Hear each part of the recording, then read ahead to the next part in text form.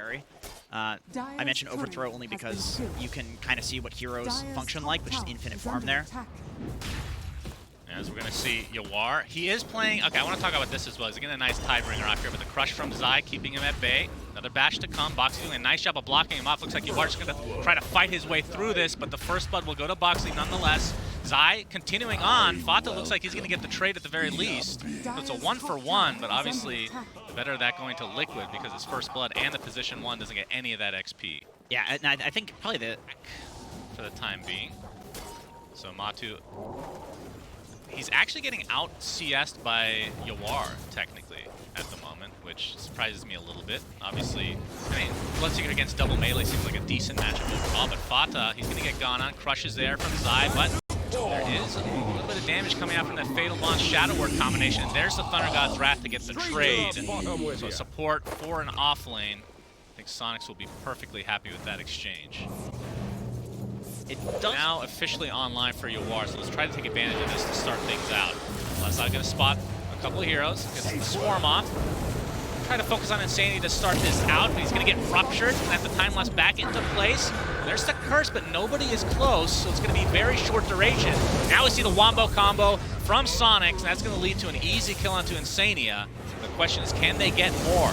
Mickey taking so much damage. Boxy trying to save him, but it's not going to happen, so the mid-Wyvern is dead. The cost is the Chaotic Offering and Yawar's BKB. So they'll certainly be happy with that, and likely the Tier 1 Tower Strum. God, how long has it been now? But still, being able to use Arctic Burn whenever you want, very strong. The fact that it stacks is, to some degree at least, is pretty crazy. Zai is going to spot out Fata. They know that he does not have Chaotic Offering, so he's going to get essentially 2-shot, and there's the curse onto the Tiny, so MSS is dead as well. 2 down for Soniqs, as they're going to have to try to back up, but Leslau, he's ruptured. Time lapse is back, but he's just in the arms of Matu. So there's 3 kills for Liquid, and they're going for more. Why not? Yawar looks to be next. Double kill for Matu, and 4 dead with 0 trades, as Liquid are in firm control of this game now. I'm honestly a little surprised. Zai gets out.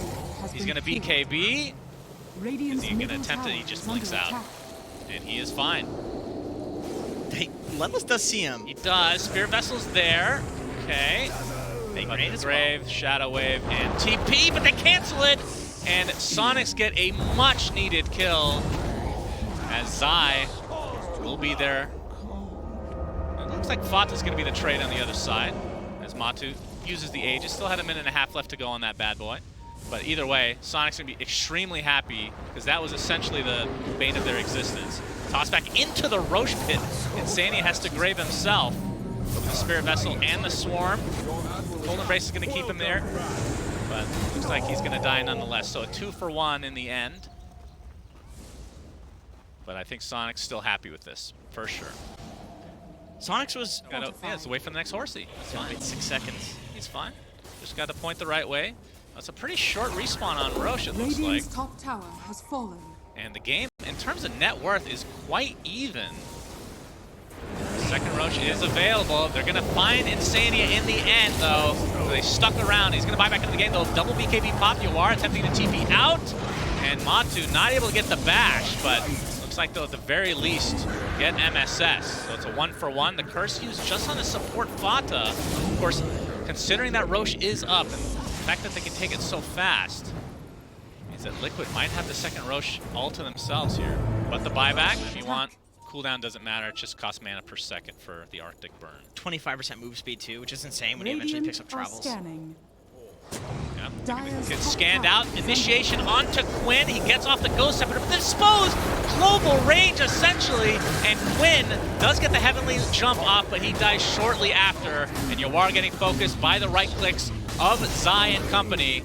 And he is mega dead, so a second kill. Make it 3 for Liquid, as they get a very successful smoke gank off, and they don't even get touched. Aegis still intact. One, because Dota is in Source 2, which is a 3D engine. Wow.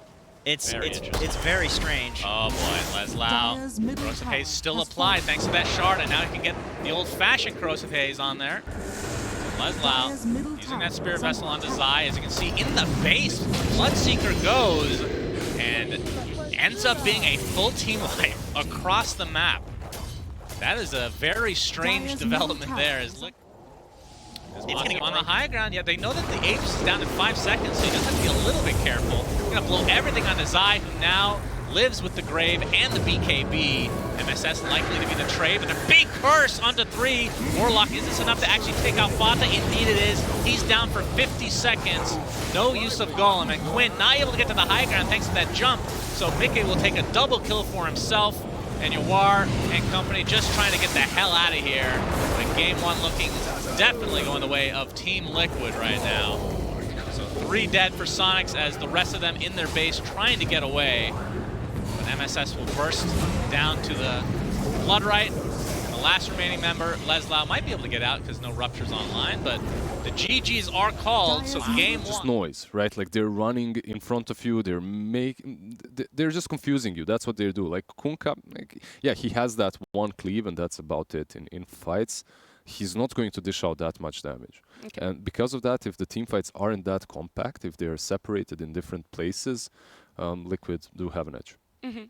So outside of the draft and I guess the way that Liquid was retaliating to being picked off a little bit and grouping up more, were there other execution things that stood out on the side of Liquid, the way that they were setting up for Roche or anything like that? Or, I mean, I liked a lot of things they did. I actually thought that sorry, I want to pull it back to Soniqs again. Sure. Another thing I really like, Okay. because I'm thinking about things that happened well for Liquid, and actually some of that came off the back of like Soniqs, because they put themselves up really well around the second Roche, like getting ready for it. They had a lot of high ground wards. They were really invading the triangle on Liquid side. They put that deep ward down in the top lane, which allowed them to like pick off Insania. But the